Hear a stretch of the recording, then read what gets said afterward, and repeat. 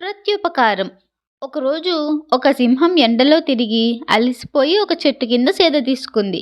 చిట్టెలుక ఒకటి చెట్టుపై నుంచి చూసుకోకుండా సింహం మీదకు దూకింది. అప్పుడు సింహం ఆ ఎలుకను కోపంగా చూసింది. ఆ ఎలుక భయపడి, అయ్యా, నేను అల్పప్రాణిని, అవివేకం వల్ల మీ మీదకు దూకాను, నన్ను కరుణించి ప్రాణభిక్ష పెట్టండి అంటూ ప్రాధేయపడింది. సింహం దయతో ఆ ఎలుకను చంపకుండా వదిలిపెట్టింది.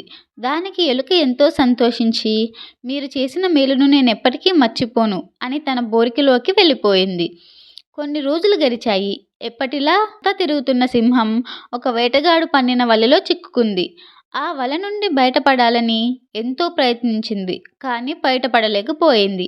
ఇక ఈ రోజుతో తన జీవితం ముగిసిపోతుంది అనుకుని భయంకరంగా అరుస్తూ ఆ వల నుండి బయటికి రావడానికి ప్రయత్నిస్తోంది. దాని అరుపులు విన్న ఎలుక తన బొరియలో నుంచి బయటికి వచ్చి వలలో చిక్కుకున్న సింహాన్ని చూసింది. బాధపడకండి మహారాజా, మీరు చేసిన ఉపకారానికి ప్రత్యుపకారం చేసే అవకాశం నాకు కలిగింది అంటూ వలని తన పళ్ళతో పటపటా కొరికేసింది. ప్రాణాపాయం నుండి బయటపడ్డ సింహం ఎలుకకి కృతజ్ఞతలు తెలిపింది.